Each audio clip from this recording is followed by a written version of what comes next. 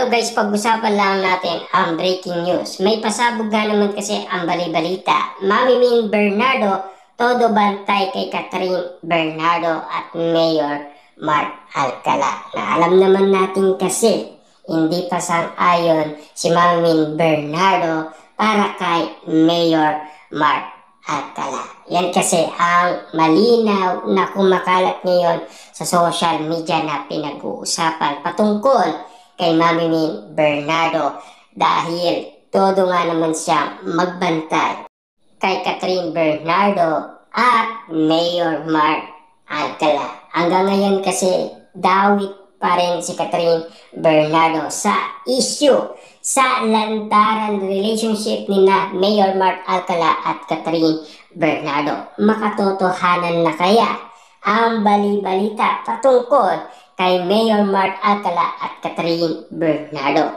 Lalong-lalo na kasama pa daw si Mami Min Bernardo, kaya nandyan siya kasi nagbabantay siya kay Catherine Bernardo. E papaano nga naman kasi, ayon kasi kay Christopher Min noon, si Catherine Bernardo ay mag-isa siyang pumupunta umano sa Lucena City para makipagkita kay Mayor Mark Alcala at nag-aalala itong si Mami Min Bernardo. Meron pa nga naman kasing reaction ang maraming tao patungkol umano sa pagiging sabongero daw ni Mayor Mark Alcala. Yan kasi ang kwento-kwento na kumakalat ngayon sa social media na pinag-uusapan hanggang ngayon. Ang dami na kasing mga issue na nangyari na pinag-usapan na patungkol kay Catherine at Mayor Mark Alcala. Unang-una, Ogie Diaz. Ayon kasi sa balita umano ni Ogie Diaz, magjowa na daw si Mayor Mark Alcala at Catherine Bernardo. Pero nagsalita naman si Catherine Bernardo na happy siya at single na single siya. Ibig sabihin, hindi pa rin makatotohanan ang detalye sa ating ni Ogie Diaz. Hanggang ngayon, dahil nahuli na siya ng mga netizens na si Ogie Diaz ay kumukuha lang sa Reddit. Pero yung mga nasa Reddit ay wala rin ebidensya at resibong makakapagsasabi meron talagang relationship sina Catherine Bernardo at Mayor Mark Alcala. Ayon naman kasi sa update at balita ni Christopher Min kanina, Catherine at Mayor Mark Alcala lantaran na ang relationship. Paano na daw si Daniel Padilla?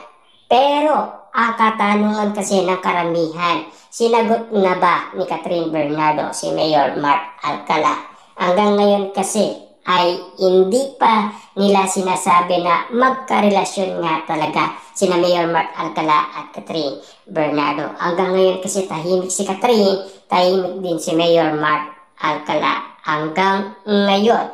Pero ano nga ba talaga ang katotohanan? Bakit nga ba hindi maibigay ang mga resibo at ebidensya para magpatunay? Kaya nga naman kasi si Mami Min Bernardo, todo ingat siya sa kanyang anak. Lalong-lalo na kasi babae ang sa kanya. At lalong-lalo na naiintindihan siya ng mga tao. Dahil ina si Mami Min Bernardo at nag-iingat lang siya para sa kanyang anak. Lalong-lalo na kasi noon nauli na si Mami Min Bernardo nag-follow at nag-unfollow umano kay Mayor Mark Alcala. Kaso nga lang kasi ang alata ng maraming tao na baka katotohanan daw ang sinasabi umano ni Ogie Diaz. Lalong-lalo na nadamay pa umano sa usapin si Trina, ang matalik na kaibigan ni Catherine Bernardo. Sa dami nga naman kasing napag-usapan ngayon, wala pa rin talagang makakapagbibigay ng resibo at ebidensya. Inala naman kasi ng karamihan, baka privacy muna ang kailangan nila Mayor Mark Alcala at Catherine Bernardo. Paano pa privacy yan?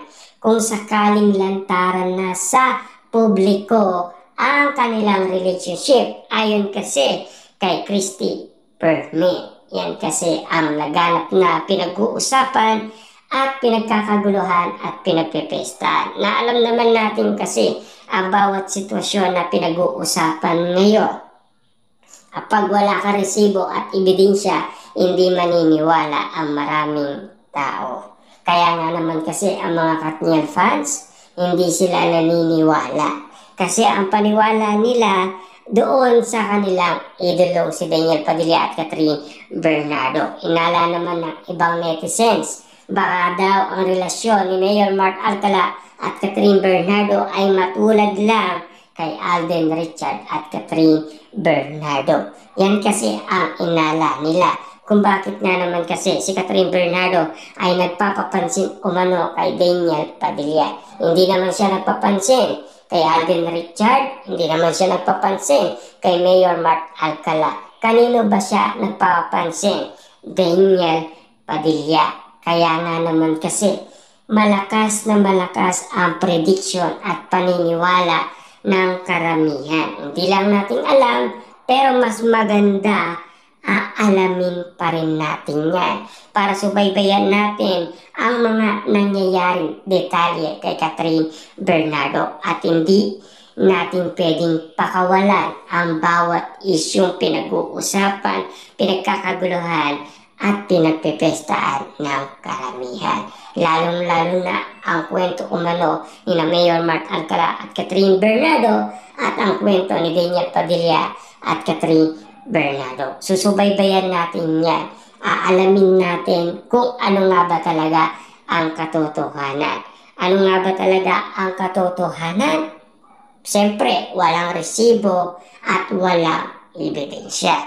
Lalong-lalo na kasi pinag-uusapan na dadamay ang pangalan ni Catherine Bernardo dahil sa pagkailig umano ni Mayor Mark Alcala sa sabo. Yan kasi ang pinag-uusapan ng karamihan. Yan din kasi ang pinagkakaguluhan at pinagpipestahan ng maraming tao. Lalong-lalo na kasi nagagalit umano ang mga Dilulo fans ni Catherine Bernardo kay Mayor Mark Alcala. Baka maitulak niya daw ito sa online casino. Kasi spotted nga naman kasi si Mayor Mark Alcala umaawak ng manok na panabong. Kasi yan kasi ang inala ng karamihan. Lalong-lalo na kasi merong resibo at ebidensyang ipapakita ng mga netizens.